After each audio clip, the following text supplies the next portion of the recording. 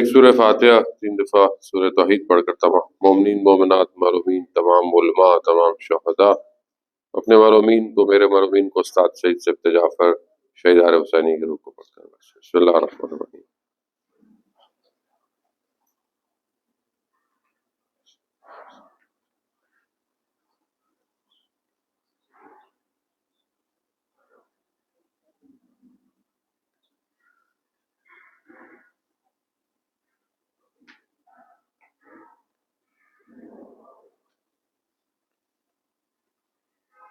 امام زمانہ کی سلامتی کے لیے ایک دفعہ صلوات پیش.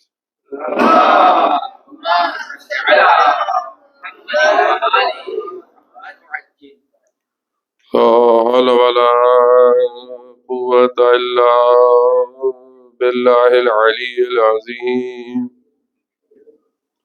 حسبنا اللہ ونعم الوکیل نعم المولا ونعم النصیر.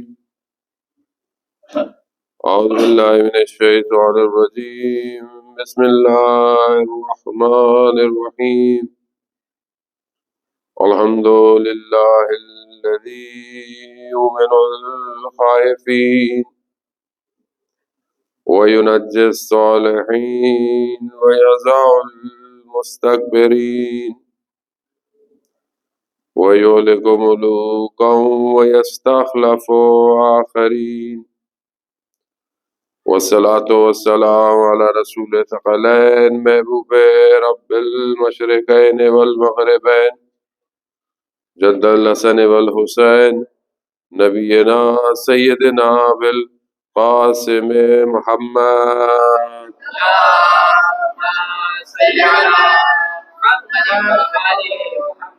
وعلی آلہ الطیبین الطاہرین المعصومین لا سیما بقیت اللہ فی الارضین روحی وارواحنا لتراب مقدم الفدا ولعنت اللہ علی اعدائهم اجمعین. بسم اللہ الرحمن الرحیم. رب اشرح لی صدری ویسر لی امری واحلل عقدۃ من لسانی یفقهوا قولی.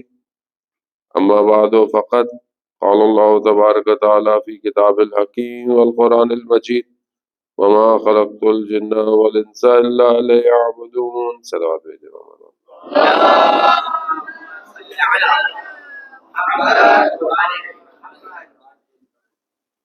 عزیزان محترم، ماہ مبارک رمضان اور خداوند متعال کی رحمتوں برکتوں مغفرتوں کا مہینہ ہے. اسی میں بہرحال یہ چند دن آپ کی خدمت میں خدا نے توفیق عنایت فرمائی ہے.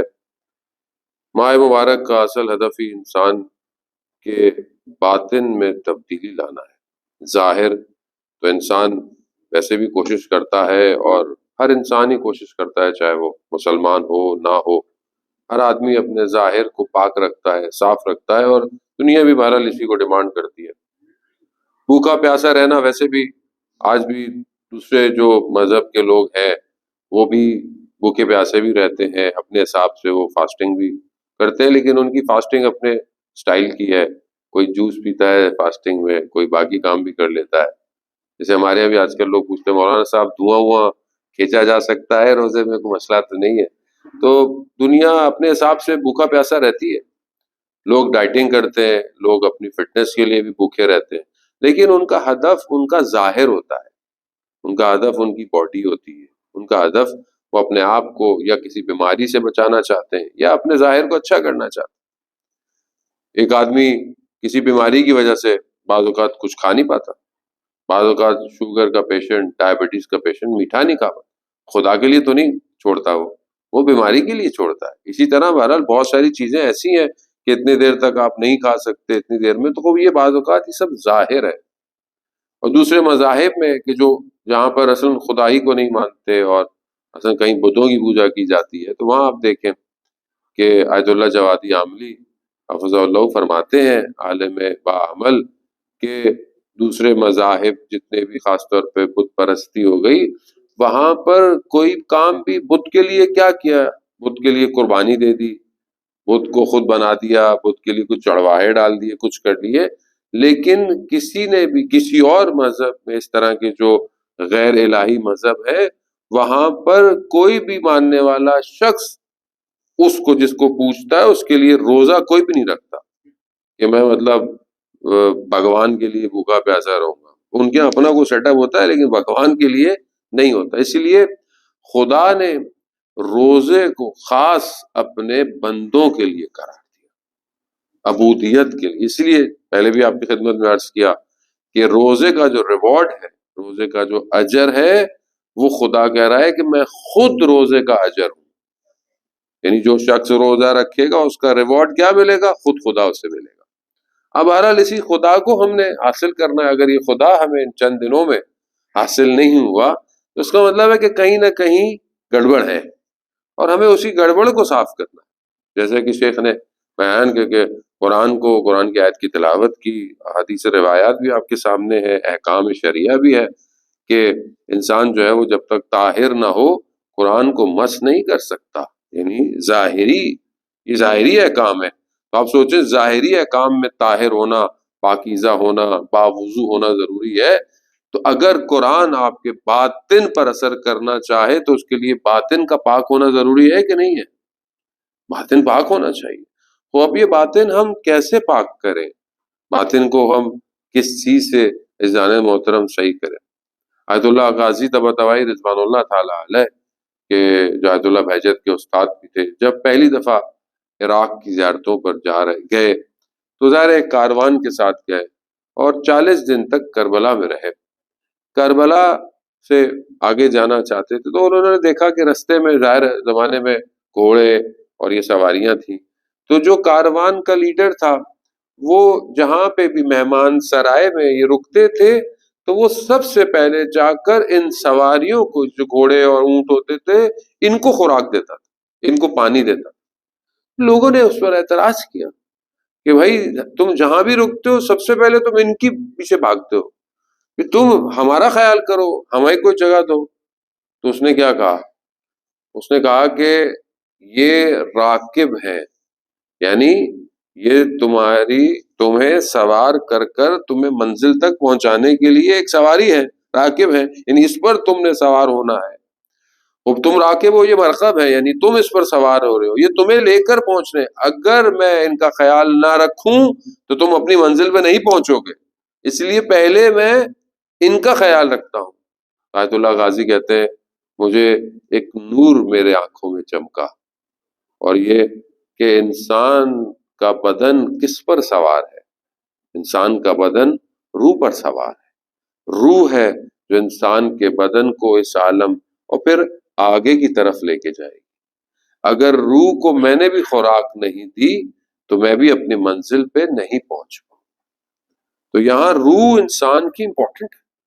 اگر آپ اپنے ظاہری بدن کو ہی خوراک دیتے رہیں تو آپ بہرحال اچھی بات ہے، لیکن انسان آپ دیکھیں نا کہ سب سے زیادہ اثرات روح کے اوپر، خاص طور پہ نفس کے اوپر، انسان کے لقمے کے ہیں، خوراک کے.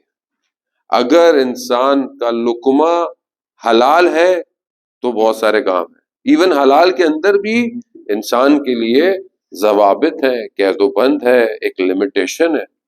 اور اگر خدا نہ خواستہ یہ لقمہ حرام ہو جو کہ ظاہر ہے، مگر یہ آپ کی روح کے اوپر اثرات مرتب کرتا ہے. اس لیے بہت سارے لوگ اس دنیا میں آپ دیکھیں، مثال کے طور پر آپ سفر کر رہے ہیں، کہیں جا رہے ہیں، جہاز میں ہے، اور بعض اوقات آپ کو صحیح ٹائم بھی نہیں پتا فجر کتنے بجے ہونی ہے، لیکن آپ دیکھیں پبلک سو رہی ہے. مثلا مسلمان ہے اگر سارے، تو وہ بھی عمرہ پہ جا رہے ہو، اگر جہاز میں سب سو رہے ہو اور فجر کی روشنی نکل جائے، پتہ ہی نہیں پبلک سو رہی ہے، اس کا مطلب کیا؟ اس کا مطلب ہے کہ روح کی طرف متوجہ نہیں ہے، اپنے ظاہر کی طرف متوجہ. احرام بھی پہن لیا، سب پہن لیا، ایئرپورٹ پہ بھی تبدیل ہو گیا، رستے میں پبلک جو ہے وہ رمضان کے اندر ہے، مثلا روزے کی حالت میں ہے. ویسے بھی دوسرے ہمارے مکاتب فکر کے لوگ تو ان کے یہاں تو کسر وسر اور اس طرح کا آئٹم بھی نہیں ہے، وہ تو روزے رکھتے ہی ہیں. اب روزے رکھے ہوئے ہیں، مطلب جہاز اپنے آپ کے ملک لینڈ کر رہا ہے، لیکن پبلک سو رہی ہے فجر میں. کس کا مطلب کیا؟ اس کا مطلب ہے ظاہر پہ توجہ ہے، روح کی خوراک کا پتہ ہی نہیں ہے کہ روح کو خوراک بھی دینی ہے کہ نہیں دینی. کیونکہ اصل بہت سارے احکام ظاہری ہیں، لیکن اصل ان کا تعلق روح کے ساتھ ہے. روح کی طرف انسان متوجہ ہی نہیں ہے. اسی لیے اگر انسان چاہتا ہے کہ وہ اس چیزوں کو سمجھے، یہ چیزیں اس کو سمجھ میں آئیں، تھوڑا سا معاملہ بہتر ہو تو اسے اپنی روح کی طرف توجہ دینی پڑے، اور روح اسی بدن کے ذریعے ہی سے آپ پہنچ سکتے ہیں۔ آپ یہ نہیں کہہ سکتے کہ مثلا میں بھوکا پیاسا رہ لوں، میں پہاڑوں پہ چڑھا جاؤں، میں جو ہے وہ جنگلوں میں نکل جاؤں اور راہب بن جاؤں اور دوسرے مذہب کی طرح گھر کو چھوڑ دوں، بچوں کو چھوڑ دوں، بیوی کو چھوڑ دوں۔ تو یہ اسلام ایسا مذہب نہیں ہے۔ دو بھائیوں کا مشہور واقعہ، ایک جو ہے وہ پہاڑوں پر قلبے میں رہتا تھا، عبادت کرتا تھا، ایک بھائی بازار میں رہتا تھا، دنیا میں رہتا تھا۔ اور یہ جو بازار والا بھائی تھا جس کی دکان تھی، یہ اکثر پہاڑوں پہ اپنے بھائی کی حال احوال پوچھنے چلا جاتا تھا، وہ وہاں پر عبادتیں اور سب کچھ کرا۔ ایک دن اس کے دل میں خیال آیا کہ چلو میں نیچے جاتا ہوں، معاشرے میں، سوسائٹی میں اپنے بھائی کا حال احوال لوں، کیونکہ ہر وقت وہ میرا پوچھتا ہے۔ تو کہتے ہیں وہ نیچے آیا تو دیکھا کہ بھائی کی دکان تھی کسی چیز کی، تو وہاں پر کوئی خاتون آئی ہوئی کچھ خرید رہی تھی، تو اس کی نگاہ اس کے ہاتھ پر پڑ گئی اور وہیں آنکھیں رک گئیں۔ تو جو بھائی بازار میں جس کی دکان تھی، اس نے کہا کہ تم اتنے عرصے اوپر رہے مگر اپنی آنکھوں کو کنٹرول نہیں کر پا رہے، میں بازار میں رہتا ہوا اپنی آنکھوں پہ قابو رکھتا ہوں۔ اس کا مطلب کیا؟ اس کا مطلب ہے کہ معاشرے سے تعلق توڑ کر آپ اپنی روح کو پرواز نہیں دے سکتے۔ روح کو پرواز آپ تبھی دے سکتے ہیں کہ جب آپ معاشرے کے اندر ہوں۔ ایک آدمی کے گھر پہ ٹی وی نہیں ہے، اس کے پاس اسمارٹ فون ہی نہیں ہے، کچھ بھی نہیں ہے، اور کہے نہیں مولانا صاحب میں تو نہ انسٹاگرام دیکھتا ہوں، نہ میں ٹک ٹاک دیکھتا ہوں، کوئی تو ہے ہی نہیں تمہارے پاس، تو تم کیا دیکھتے ہو؟ جس کے پاس ہے وہ نہیں دیکھ رہا، وہ کمال کر رہا ہے۔ وہ جانتا ہے کہ آنکھوں کے ذریعے سے روح کو خوراک جاتی ہے، کیا میں آنکھوں سے غلط خوراک دے رہا ہوں یا صحیح خوراک دے رہا ہوں؟ جیسے کہ آپ نے قرآن کا ذکر سنا، ابواب کا ذکر سنا، علم کا ذکر سنا، خود علم ظاہر ہے اس قلب پہ نہیں اتر سکتا کہ جو دنیا کے اندر مصروف ہو، جو دنیا کے اندر چیزیں، ہر چیز اثر ڈالتی ہے۔ آپ کو پتا ہے کہ انسان کی جو، اس لیے جو روزہ ہے یہ ساری چیزوں کو ہمیں کنٹرول کرنے کی توفیق دیتا ہے، کیونکہ روزہ صرف بھوکا پیاسا نہیں ہے، یعنی انسان کی جو چیز باڈی میں جاتی ہے، ٹنلز ہے نا، آنکھیں ٹنل ہے، زبان البتہ آپ بولتے ہیں مگر یہ بھی اندر جاتی ہے، جو آپ بولتے ہیں اس کے اثرات آپ کی روح پر پڑتے ہیں، جو آپ سنتے ہیں یہ بھی آپ کی روح پر اثر ڈالتے ہیں، جو آپ کھاتے ہیں یہ بھی آپ کی روح کے اوپر اثر ڈالتا ہے، ہاتھوں سے چیزوں کو ٹچ کرتے ہیں یہ بھی آپ کے روح پر اثر ڈالتا ہے۔ اور بھائی جو چیز رہ گئی انسین، وہ ہیں آپ کی سوچیں۔ آپ کی سوچیں بھی اگر غلط ہے تو آپ کی روح کے اوپر افیکٹ کرتی ہیں۔ اب آپ نے ان سارے چینلز کو کیا کرنا ہے؟ فائر وال لگانی ہے کہ ہر چیز اندر نہ جائے۔ بعض اوقات منہ سے جملہ نکلا ہوا انسان کی روح کو دبا دیتا، منہ سے جملہ دیتا۔ ایک کسی کا آپ نے تہمت لگا دی، کوئی سخت بات کہہ دی اور وہ جا کے اس کے دل میں لگ گئی، وہ آپ کچھ بھی کرتے رہے، یہ آپ کی روح کے اوپر بھی، آپ سمجھے نہیں مجھے کچھ نہیں ہوا، ایسا ہو ہی نہیں سکتا آپ کو کچھ نہ ہو۔ آپ کو شاید محسوس نہیں ہوتا، کیوں محسوس نہیں ہوتا؟ خود میں آپ کو نہیں کہہ رہا، خدا نخواستہ میں اپنی بات کر رہا ہوں۔ محسوس کیوں نہیں ہوتا مجھے اس لیے محسوس نہیں ہوتا کہ میں مریض ہوں۔ مریض کو تھوڑی محسوس ہوتا ہے اچھے کھانے کا ذائقہ کیا ہے، تو مریض ہے، اس کے سامنے دنیا کی لذت رکھتے ہیں، وہ مریض ہے، اس کو تو ذائقہ ہی نہیں پتہ چل رہا۔ ہمیں بعض اوقات اپنی مشکلات کا احساس کیوں نہیں ہوتا؟ کہ ہم مریض ہیں۔ جو انسان ذرا سا بھی بہتر ہوتا ہے، جان محترم بغداد کے بازار میں آگ لگ گئی اور دکانیں جل گئیں۔ ایک شخص جس کی دکان نہیں جلی، اسے پتہ چلا کہ بھائی ساری دکانیں جل گئیں، تمہاری دکان نہیں جلی، اس نے کہا الحمدللہ، میری دکان نہیں جلی الحمدللہ۔ بس جیسے اس نے الحمدللہ کہا اسے احساس ہوا مگر دوسرے لوگ مسلمان نہیں تھے، جن کی دکانیں چلی۔ اس ایک جملے پر کئی سال وہ کریا کرتا رہا، روتا رہا خدا کی بات کہ میں نے ایسا جملہ کیوں تھا۔ بہرحال وہ انسان کیونکہ پاک ہو تو اسے اندازہ ہوتا ہے کہ وہ اپنے منہ سے کیا بات کہہ رہا ہے۔ جانے مشہور واقعہ آپ نے کاظم کربلائی کا سنا ہوگا، قم المقدسہ میں جو ایک قبرستان ہے قم نو، وہاں پر ایک مقبرہ ہے کاظم کربلائی کا۔ کاظم کربلائی جو تھا وہ قم کے قریب ایک گاؤں کا رہنے والا شخص تھا اور کھیت اور ایگریکلچر کا کام کرتا تھا لوگوں کا۔ اور جب اس شخص کا کام بالکل نہیں کرتا تھا جو اپنی فصل سے جو ملتی تھی اس کو زکوٰۃ نہ دیتا، اور جو اس کو بھی حصہ ملتا تھا پہلے زکوٰۃ دیتا تھا، پھر اپنے گھر اس گندم کو، ویٹ کو، جو بھی ہوتی تھی اس کو لے کے جاتا تھا۔ ایک دن وہیں پر اپنے گاؤں میں ایک امام زادے کا حرم وہاں پر بیٹھا ہوا، آنکھ لگ گئی تو اس نے دیکھا کہ 2 گھوڑے سوار آئے اور انہوں نے اس کو کہا کہ کاظم قرآن کی تلاوت کرو۔ اب یہ پڑھا لکھا نہیں تھا، اس کو قرآن پڑھنا نہیں آتا تھا۔ اس نے کہا کہ مجھے علم نہیں ہے، میں قرآن نہیں پڑھ سکتا۔ وہ کہا نہیں تم قرآن پڑھو، کہا مجھے نہیں آتا۔ تو انہوں نے اپنا ہاتھ اس کے سینے پر لگایا، کہا کہ آپ پڑھو۔ تو دیکھا کہ اس نے قرآن جو ہے وہ بائی ہارٹ یعنی حفظ پڑھنا شروع کر دیا۔ اس کی جب آنکھ کھلی تو اس نے دیکھا کہ اس کو قرآن یاد ہے۔ یہ وہاں اپنے مولانا کے پاس گیا گاؤں میں، انہوں نے دیکھا کہ اس کو جانتے تھے، اس نے بولا یہ تو اس کو تو قرآن یاد ہو گیا ہے۔ اس کو تو معجزہ اس زمانے میں آیت اللہ بروجردی ہوتے تھے قم میں، جو مراجع تقلید تھے کہتے ہیں، ان کے پاس لے کے گئے اور اس سے سوال پوچھے گئے تو یہ سب بتائے۔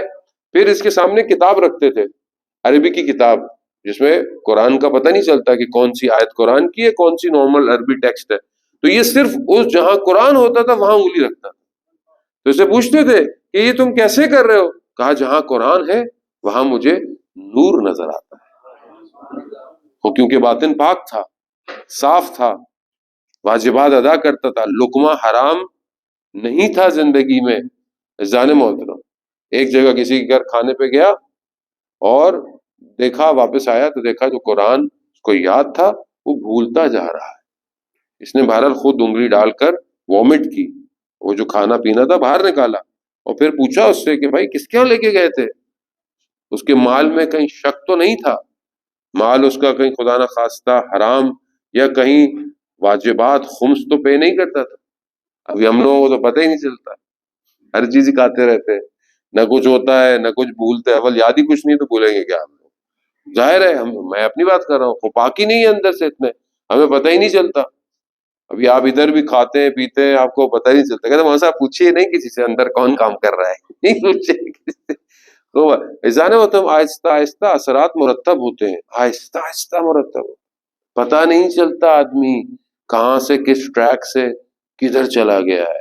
یہ تبھی ہوتا ہے کہ جب آپ لقمہ اپنا جو انٹیک لے رہے ہیں وہ خراب ہو۔ قرآن ظاہر ہے، قرآن نور ہے، مطلب میں اپنے آپ کو دیکھتا ہوں کہ مجھے قرآن اس طرح نہیں مل رہا جیسے قرآن ملنا چاہیے۔ قرآن میرے اندر مشکل ہے، قرآن میں مشکل نہیں ہے۔ اگر آپ کا دل قرآن کی طرف مائل نہیں ہے، اٹریکٹ نہیں ہے، قرآن تلاوت سنتے ہیں آپ کو لطف نہیں آتا، آپ کو مزہ نہیں آتا، تو اس کا مطلب ہے کہ یہاں پرابلم ہے۔ اب یہ پرابلم مجھے سولو کرنی ہے۔ اب ظاہر ہے اب جب قرآن کی بات سمجھ میں نہ آئے گی تو پھر جو ہے وہ قالا امام صادق، قالا امام باقر بھی آپ کو، اور میں اپنی بات خدا نہ خواستہ اس طرح اثر نہیں کرے گا۔ جانے موت نہج و بلاغہ، جہاں شیخ نے نہج و بلاغہ سے جو ہے وہ صفات کو، چیزوں کو آپ کی خدمت میں بیان کیا، خود نہج البلاغہ میری زندگی میں خود کتنا ہے، نہج البلاغہ مجھ پر کتنا اثر کرتا ہے۔ آپ نے سنا ہوگا جورداک مسیح کرسچن جو لبنان کا بہت مشہور تھا، اس نے اپنی زندگی میں 200 دفعہ کہتے ہیں نہج البلاغہ پڑھا، 200 دفعہ نہج البلاغہ پڑھا۔ میں نے ابھی تک ایک دفعہ بھی نہیں پڑھا، وہ شیعہ بھی نہیں تھا، بس اسے ایک دفعہ اس کے شیعہ عالم دوست نے اس کو نہج البلاغہ دیا، اس نے ایسی رکھ دیا، اور ایسی کوئی ایک آدھ صفحہ کھولا، اس پہ ایک خطبے کی عبارت اس نے دیکھ لی کہ تمام چیزیں جو ہے وہ پانی سے بنی ہوئی ہیں۔ وہ پھر کسی کانفرنس میں دنیا میں کہیں گیا، اور وہاں پر جو کانفرنس تھی کہ دنیا کس چیز سے، کس عناصر سے، کس پارٹیکل سے وجود میں آئی ہے، تو وہاں سب نے کہا کہ پانی ایک ایسا جو ہے وہ چیز ہے کہ جس سے دنیا، تو اس کے ذہن میں کلک کیا کہ یہ میں نے کہیں پڑھا تھا۔ تو جب یہ اپنی لائبریری میں آیا تو اس نے دیکھا نہج البلاغہ ہے، تو پھر اس نے ایک ہی گو میں نہج البلاغہ پڑھی۔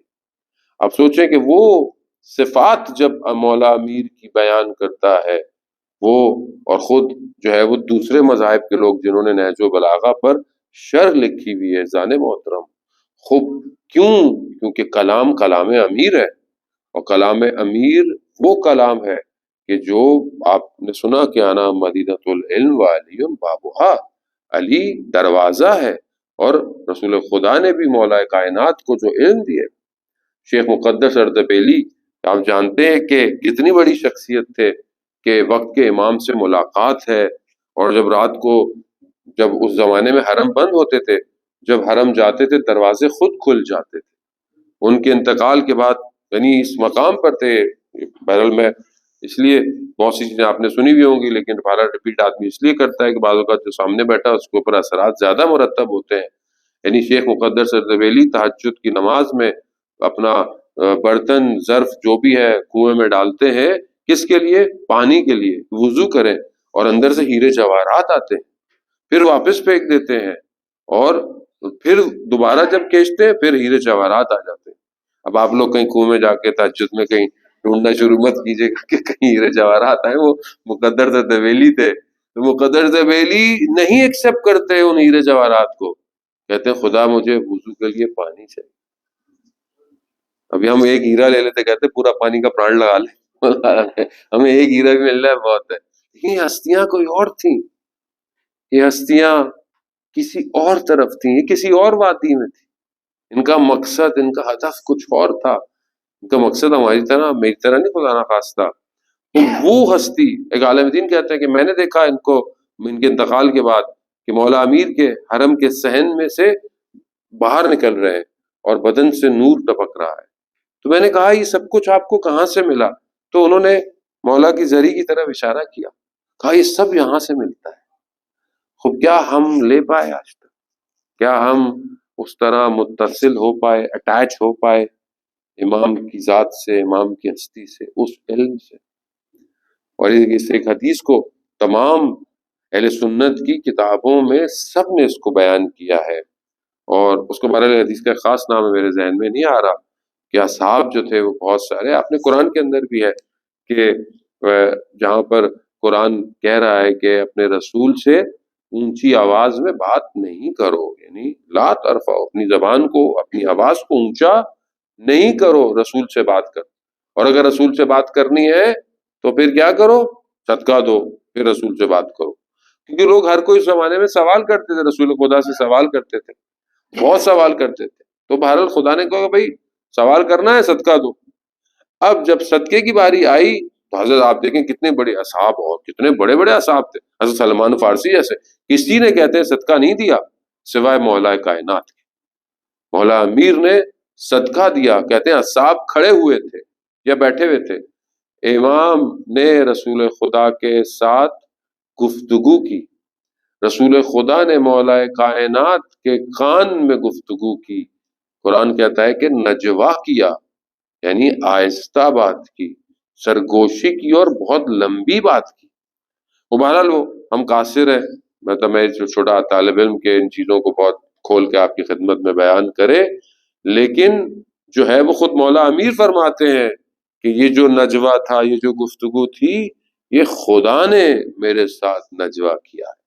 کیونکہ نبی جو ہے وہ اپنے ہوس سے کوئی بات نہیں کہتا، نبی جو بھی کہتا ہے وہ ظاہر وحی کے تابع ہے، وہ سب خداوند متعال کی طرف سے۔ اب جب اتنا علم، اتنی گفتگویں جب ٹرانسفر ہوئی ہوں تو وہ ہستی کیسی ہستی ہوگی؟ لیکن میں آج تک امام سے علم لے پایا، میں امام کی ذریعے سے کچھ لے پایا؟ آج تک نہیں لے پایا۔ آپ جو ہے وہ آغا دولابی بہت بڑے عارف گزرے ہیں، طالب علم نہیں تھے، اور لیکن طالب علم بننا چاہتے تھے کہتے ہیں، اور زیارتوں پہ گئے جب نجف اور کربلا تو بہت کوشش کی کہ وہاں رک جائیں اور پڑھ لیں، لیکن والد نے اجازت نہیں دی۔ تو کہتے ہیں زری سے لگ کر اپنے آپ کو بہت گریہ کیا، بہت گریہ کیا کہ مجھے طالب علم بننا ہے۔ واپس آ گئے، واپس جب آئے تو لوگ مبارکباد دینے آتے ہیں، جیسے آپ بھی زیارت سے آئے، حج سے آئے، تو لوگ آتے ہیں آپ کے گھر پہ مبارک، ان کے ابھی لوگ آئے ہوئے تھے، تو یہ چائے لے کر لا رہے تھے، جیسے آپ کا برآمدہ ہمارے اردو میں کہتے ہیں، دولان کہتے ہیں فارسی میں، اس کو اس حصے کو چائے لا رہے تھے۔ جیسی چائے لا رہے تھے تو خدا نے غیب کے پردوں کو ہٹا دیا۔ ہمارے استاد کہتے ہیں کہ دیگر نیاز بے طلبگی نہ دارا، لیکن اب پڑھنے کی ضرورت نہیں تھی، سب ہٹ گیا اور اس مقام پر پہنچ گئے کہ امام خمینی جیسی شخصیت اور آیت اللہ بروجردی جیسی شخصیت ان کے گھر میں مجلس سننے جاتے تھے۔ خوب کیسے؟ کیونکہ اپنے آپ کو اہل بیت کے ساتھ چھوڑ دیا۔ عزیزان محترم، ہم نے اپنے آپ کو کتنا متصل کیا ہے؟ ہم اپنی فائنڈنگ سے، اپنی کیلکولیشن سے پاک نہیں ہو سکتے، اپنی کیلکولیشن سے کسی مقام پہ نہیں پہنچ سکتے، نہ ہی ہماری اپنی اسٹرگل اتنی ہے کہ ہم جو ہے وہ کسی وادی میں جو ہے وہ پینیٹریٹ کر جائیں۔ ہمیں اتصال کی ضرورت، اپنے آپ کو کنیکٹ کرنے کی ضرورت، تبھی ممکن ہے جب بہرحال ہم اپنے آپ کو پاک کر، اور پاک کیسے کریں گے آپ؟ یہ روزہ آپ کو ایک صلاحیت، ایک پاور دیتا ہے کہ جب آپ روزے میں اپنے آپ کو 8 گھنٹے 9 گھنٹے 10 گھنٹے رکھ سکتے ہیں، آپ آگے بھی رکھ سکتے ہیں۔ خوب اس کو آپ نے کنٹینیو کرنا ہے، آپ کی گفتگو، آپ کی نگاہیں، آپ کا لقمہ، خوب یہ چھوٹی چھوٹی چیزیں ہیں۔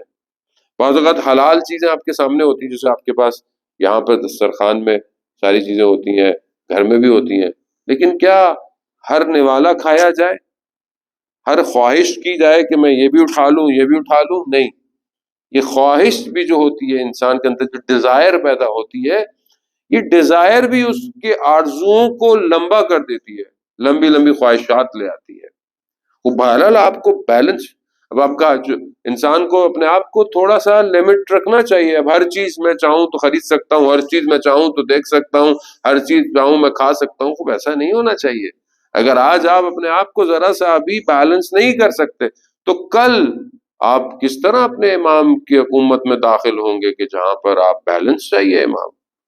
انسان جو ہے وہ اپنے حدود کو دیکھے، خاص طور پہ جو جوان ہے، ینگسٹر ہے، ان کے لیے ٹائم بہت سخت ہے کہ یہ چیزوں کو انڈرسٹینڈ کریں، لیکن بہتر اس مہینے میں اپنے آپ کو جو ہے وہ قرآن کو دیکھنے سے، سننے سے، عبادات میں، چیزوں میں بہرحال اپنے آپ کو جو ہے، سونا بھی عبادت ہے، بہرحال اگر کچھ اور نہیں کرے چلے سو ہی جائے، چلے وہ بھی کم از کم عبادت ہے، تو اگر وہ آپ کو وقت مل جائے، لیکن اصل ہدف آپ کا کنیکشن ہے۔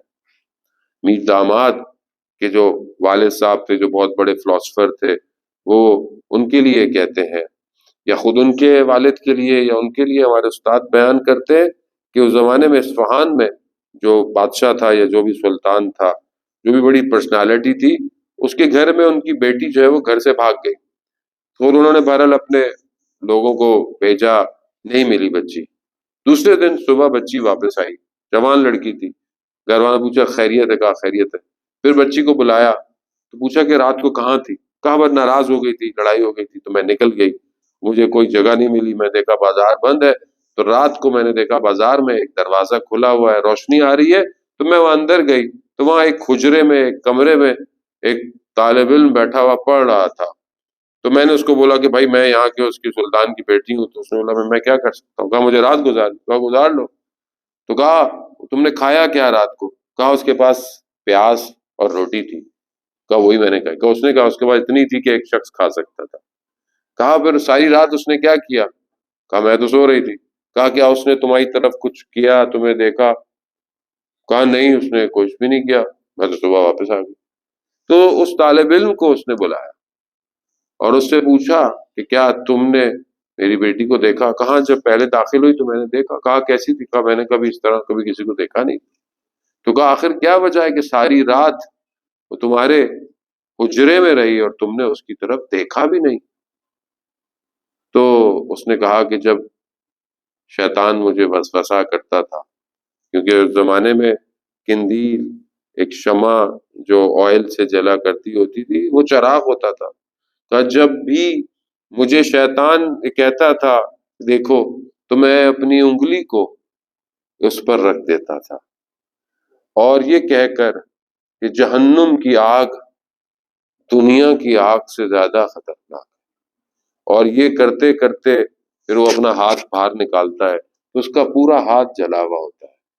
کہتا ہے اس طرح صبح ہو گئی اور جو ہے وہ میں اپنے آپ کو بچا لیا۔ ذہنی صرف عفت پاک دامنی خواتین کے لیے نہیں ہے، مردوں کے لیے بھی ہے کہ کوئی نہیں دیکھ رہا، علم یا علم بے ان اللہ یرا، مگر خدا تو دیکھ رہا ہے آپ، خوب آپ اپنی نگاہوں کو لوگوں سے چھپا سکتے ہیں، خدا سے تو نہیں چھپا سکتے، اور آپ دنیا کو دھوکہ دے سکتے ہیں، خدا کو تو نہیں دے سکتے۔ اور جانے محترم خوب جب انسان، خوب آپ دیکھیں کہ جب انسان اتنا پاک، پھر اسی سے انہوں نے بیٹی شادی کر دی، اس لیے وہ کو میر داماد کہتے ہیں کہ میر کے داماد بن گئے، انہیں شادی کر دی، اور بہرحال وہ خوب یہ تبھی ممکن ہے کہ جب انسان کی توجہ خدا کی طرف ہے، یعنی اس کو پتا ہو کہ میرا فائنل ڈیسٹینیشن میرے پروردگار کی طرف۔ اللہ نے انبیاؤں کو کیوں بھیجا؟ کسی نبی نے آ کر یہ نہیں کہا جانے محترم کہ میری طرف آؤ، مجھے میری عبادت کرو، نہیں، کہا لا الہ الا اللہ۔ سارے نبیوں نے کہا لا الہ الا اللہ، اللہ کی عبادت کرو۔ حضرت ابراہیم ہو، حضرت موسیٰ ہو، حضرت عیسیٰ ہو، اور جتنا بھی کام کیا زارے محترم، سارا کام پلٹ کر خدا ہی کی طرف جاتا ہے۔ حضرت عیسیٰ نے اگر مردوں کو زندہ کیا تو کس طرح کیا؟ بے اذن ربی کیا، اللہ کی اجازت سے کیا، خوب سب چیز اسی کی طرف پلٹتی ہے۔ تو جب اتنی خدا نے محنت کی ہو، اتنے انبیاؤں کو بھیجا، ائمہ کو بھیجا، تو ہمیں پھر کس طرف جانا چاہیے؟ اور ہم پھر کس طرف جا رہے ہیں؟ آج معاشرہ ہمارا کہاں جا رہا ہے؟ آج معاشرے کے اندر مشکلات ہیں، وہ ہماری اپنی ہے جانے محترم، وہ خدا کی طرف سے یا دین کی طرف سے کوئی مشکل نہیں ہے۔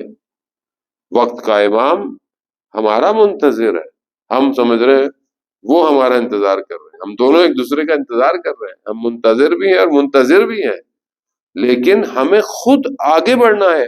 رمضان یہ اپرچونٹی دے رہا ہے کہ آپ اپنے آپ کو پاک کر لو، اپنے آپ کو صاف کر لو، اور خدا کی طرف بڑھنا، یہ انر آپ کا خود آپ کو محسوس ہوگا، اور یہ تبھی ہوگا کہ جب انسان کا کنیکشن مضبوط ہو جائے۔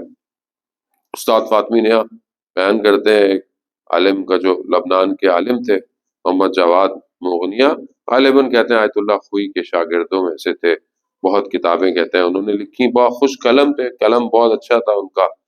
تو وہ خود ایک واقعہ بیان کرتے ہیں کہ وہ کسی کتاب خانے میں، کسی بک جو وہاں زمانے میں لائبریری تھی، وہاں گئے تو وہاں پر ایک کرسچن بھی ہے جو پوئٹ تھا، وہ بھی ہوتا تھا، تو ان سے ان کی سلام دعا ہوگی، اس کے دل میں اہل بیت کی محبت بھی تھی۔ کچھ عرصے بعد دیکھا کہ وہ نظر نہیں آیا، تو انہوں نے پوچھا کہ کہاں ہے؟ کہا مریض ہے، ہاسپٹل میں ہے۔ تو انہوں نے بولا اس سے اچھا اور کیا موقع ہو سکتا ہے کہ انسان اپنے عمل کے ذریعے سے تبلیغ کرے، کہ میں چلا جاؤں، ارے تو یہ وہاں گئے تو واقعاً وہ پریشان ہوگا کہ میں کسی کا انتظار نہیں کر رہا تھا اس حالت میں کہ کوئی مجھے دیکھنے آئے گا، وہ بھی ایک مسلمان، ایک عالم مجھے ملنے آئے گا۔ تو اس نے کہا کہ بہرحال کہہ رہے جو مجھے قرآن کی آیتیں تھیں یاد، میں نے ان کے سامنے پڑھی، اور کہا کہ ہمارے نبی نے بھی ایک محب جو عیسائی تھا، کرسچن تھا، اس کی عیادت کی ہے۔ خوب جب یہ سنا رسول کا نام، تو اس نے کہتے ہیں کہ اپنی داستان بتائی کہ میں رسول سے بہت محبت کرتا ہوں، اور میں نے رسول کی محبت کی وجہ سے اپنے بیٹے کا نام محمد رکھا، کیونکہ ہمارے یہاں نام کچھ اور تھے، لیکن میں نے برخلاف اس کے اپنے بیٹے کا نام، جب وہ 17 سال کا ہوا تو کہتے ہیں اتنا وہ مریض ہو گیا کہ ڈاکٹروں نے جواب دے دیا لبنان، اور کسی کے پاس اس کی بیماری کا علاج نہیں تھا، اس کی زبان بند ہو گئی۔ لوگوں نے مجھ پر اعتراض کیا، کہا دیکھا تم نے جو ہے وہ نام مسلمانوں کے نبی کا رکھا، اب دیکھو، کہا اس کی بیماری نے مجھے اتنا صدمہ نہیں دیا تھا جتنا لوگوں کی باتوں نے مجھے تکلیف پہنچائی۔ کہا میں وہاں سے نکلا اور شہر سے باہر چلا گیا جہاں کوئی نہیں تھا، اور وہاں میں جا کر رسول سے متصل ہوا۔ کہا کہ آپ جانتے ہیں کہ میں نے آپ کی محبت میں اپنے بچے کا نام رکھا ہے، گو کہ میں مسلمان نہیں ہوں، لیکن آپ کتنوں کو شفا دیتے ہوں گے، کتنوں کو آپ صحیح کرتے ہوں گے، لیکن میرا ایک بیٹا ہے، مریض ہے، کیا اس کو آپ شفا نہیں دے سکتے؟ کہتے ہیں میں جب واپس آیا دیکھا تو میرے بیٹے کی زبان کھل گئی تھی، اور وہ ساری چیزیں مانگ رہا ہے، مجھے پھل چاہیے، مجھے یہ چاہیے۔ ڈاکٹر پریشان ہو گئے، کہا کہ تم کس طبیب کے پاس لے کر گئے، کس ڈاکٹر کے پاس لے کر گئے؟ کہا میں جو نفسوں کا طبیب ہے، میں اس کی بارگاہ میں۔ وہ جانے محترم خوب دیکھیں کہ انسان رحمت للعالمین خوب متصل منظر، یہ تبھی ہوگا کہ جب انسان بہرحال اپنے آپ کو پاک کرے، یہ پاکیزگی بہت ضروری ہے. وہ کہ بہرحال انسان ہے، چاند سے غلطی بھی ہوتی ہے، کوتاہی بھی ہے، باہر نکلیں گے آپ، ایئر پولوشن بھی ہے، نہ چاہتے ہوئے بھی آپ انہیل کر لیتے ہیں چیزوں کو.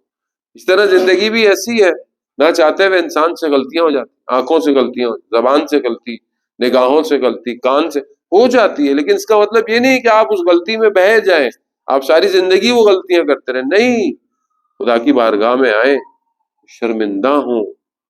جیسے مناجات شابانیہ میں پڑھتے ہیں، پروردگار میں اپنے گناہوں کے اقرار کو تیری بارگاہ میں وسیلہ لے کر آیا، یعنی میں ایکسیپٹ کرتا ہوں کہ میں نے گناہ کیے. اور خدا اسی چیز کو قبول کر لیتا ہے. خدا کی بارگاہ میں اگر کوئی یہ کہہ دے کہ میں شرمندہ ہوں، خدا اس کو قبول کر لیتا ہے. ان اللہ یحب التوابین، خدا توبہ کرنے والے سے محبت کرتا ہے.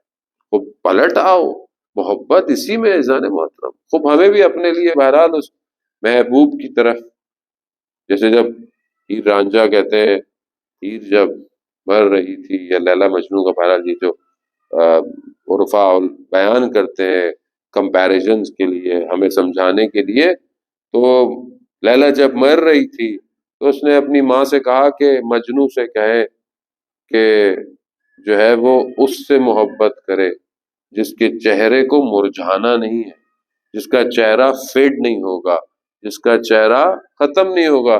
یہ تو دنیا کی محبت، دنیا کے حسن سب ختم ہو جائیں گے.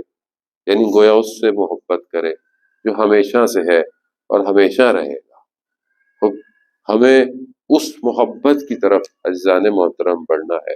اور یہ مہینہ بہرحال یہ اپرچونٹی دیتا ہے کہ انسان بہرحال اس میں عبادت کرے. تھوڑی دیر کے لیے سحر میں جہاں گھر والے سحری بنا رہے ہیں وہاں باوضو ہو کر یہ 2 رکعت نماز پڑھ لیں، دعائے سحر پلے کر دیں، دعائے سحر چلتی رہے.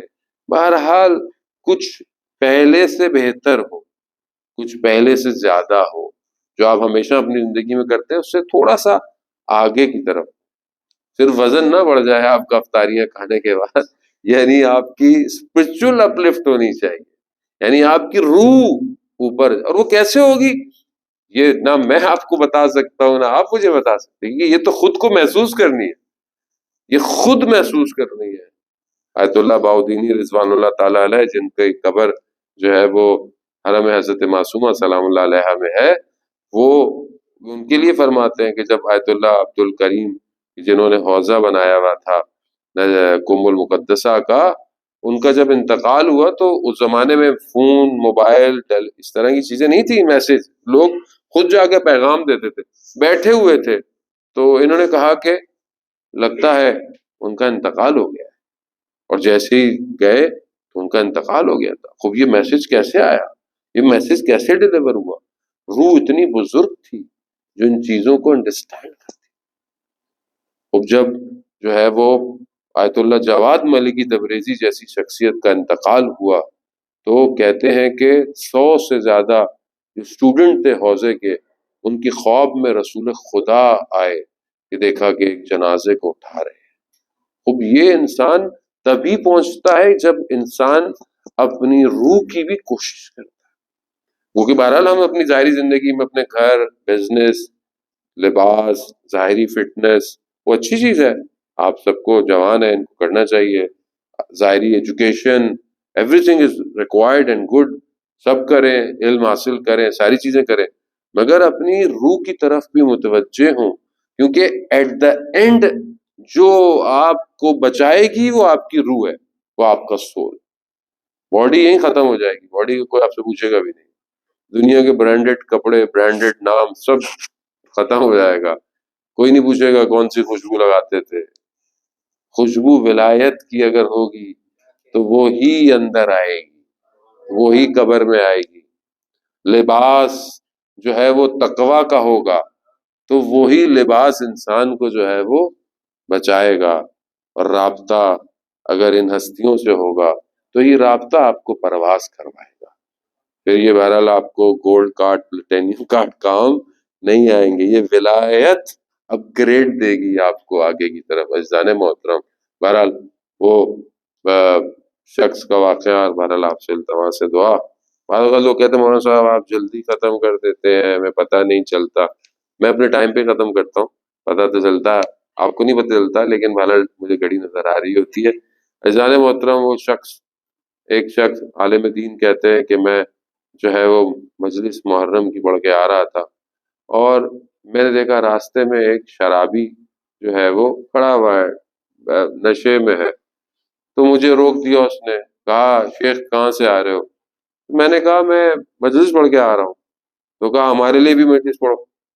تو انہوں نے کہا کہ بھائی مجلس آپ کروائیں، میں آ جاؤں گا. کہا نہیں، یہیں پڑھو. اب انہوں نے کہا کہ میں اس سے کیسے اپنے آپ کو بچاؤں اور جان چھڑاؤں؟ تو انہوں نے اس سے بولا کہ دیکھو مجلس کے لیے ممبر کی ضرورت ہوتی ہے، ممبر ہوگا تو میں مجلس پڑھوں گا. تو وہ شخص جھک گیا اور کہا کہ شیخ میرے اوپر بیٹھ جاؤ اور مجلس پڑھو. اب کہتے ہیں میں کیا کرتا، میں نے بیٹھا، میں نے بسم اللہ پڑھی ابھی، اور صرف یہی کیا تو میں نے دیکھا وہ کانپنے لگا. بس میں نے الحمدللہ پڑھی اور اٹھ گیا، دیکھا اس کی آنکھوں میں آنسو ہیں، رو رہا ہے. تو پھر مجھے کہتا ہے کہ چلو میں تمہیں چھوڑ آتا ہوں. میں کہا نہیں، تمہیں میں چھوڑ آتا ہوں، کوئی تمہیں اور تنگ نہ کرے.